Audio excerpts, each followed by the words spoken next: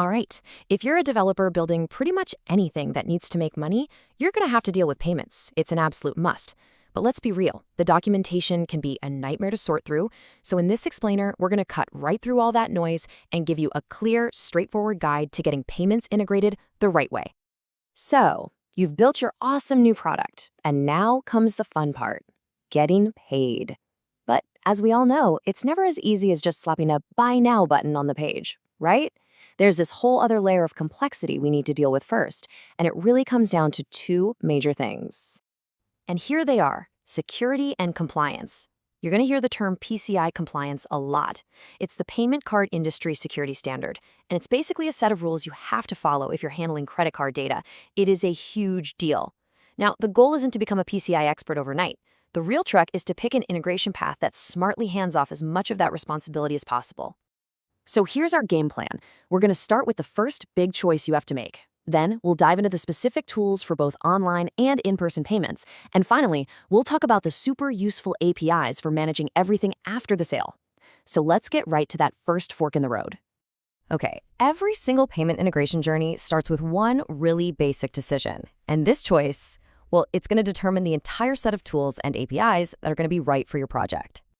So are you building for the web, where your customer is sitting at home on their computer? Or are you building for a retail store, where they're standing right in front of you with a physical card reader? That single question changes everything about your approach. We're going to kick things off with online payments. You know, for online payments, you've really got a whole spectrum of options. It starts with incredibly simple, almost just copy and paste solutions, and goes all the way to having full server-side API control. The right choice for you really comes down to a trade-off between simplicity, how much you want to customize the look and feel, and how much PCI compliance you're willing to take on. First up, we've got Click. This is by far the most straightforward way to get started. You literally just use a generator to create some HTML for a payment button, you paste that code into your site, and you're pretty much done. All the customization happens in a control panel, not in your code, which keeps your PCI compliance burden as low as it can possibly get. Now, for something a bit more advanced, let's look at how the three-step redirect API works, because this is really clever. In step 1, your server talks to the payment gateway about the transaction, but, and this is key, it sends 0 card details. The gateway then gives you back a special, unique URL. In step 2, the customer's browser gets sent directly to that URL to enter their card info. You see what happened? Your server was completely bypassed. And then in step 3, you finish the transaction using a secure token. The main takeaway here is that the sensitive data never, ever touches your system. And that brings us to one of the most important concepts in modern payments, the token. Just think of it as a secure, temporary placeholder for the real credit card number.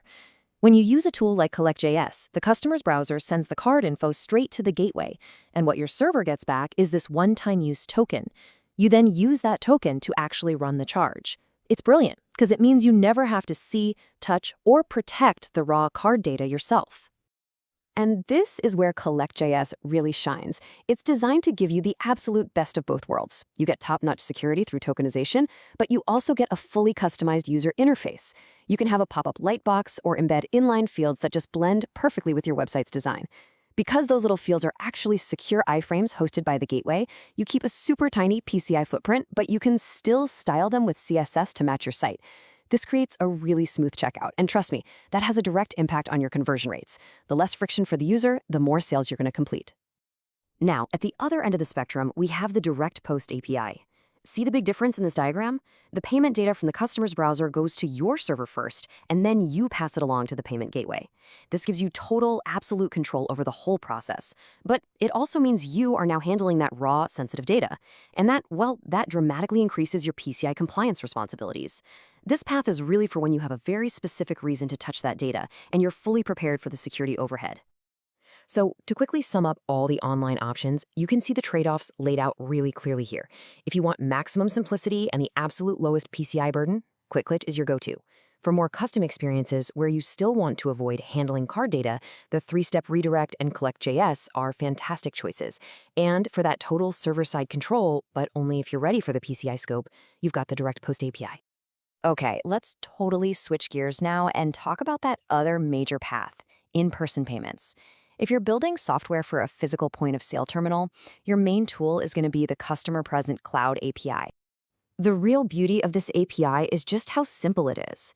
As long as your payment terminal can connect to the internet, you can talk to it directly through the cloud. You don't have to install and maintain some complicated software development kit or SDK on the device itself.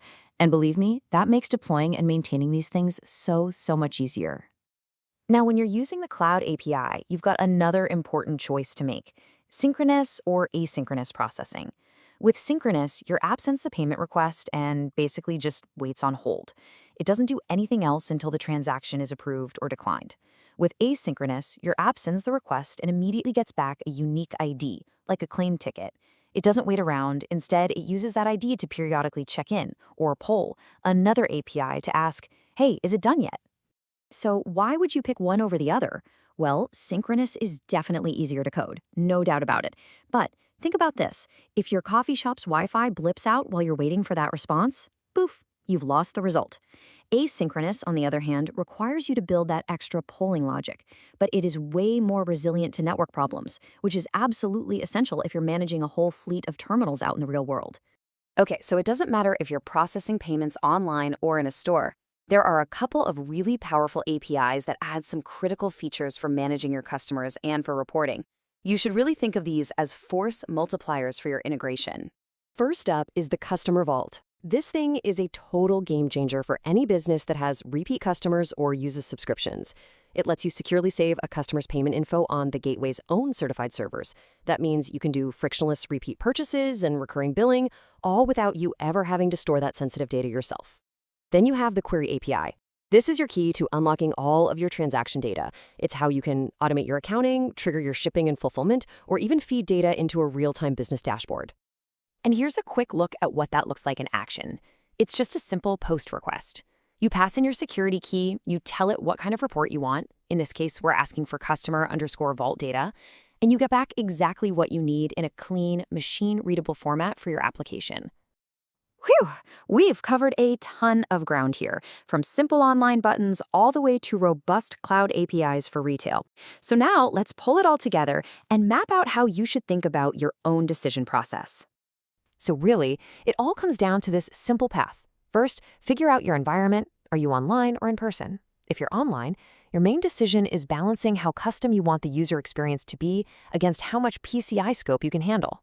If you're in person, you're choosing between the simple coding of synchronous calls versus the network toughness of asynchronous polling. And no matter which path you take, you can always make it better with the Customer Vault and the Query API. And that's really the key question I want you to take back to your team. Which of these integration paths is the best fit for your project's security needs and for the kind of experience you want to give your users?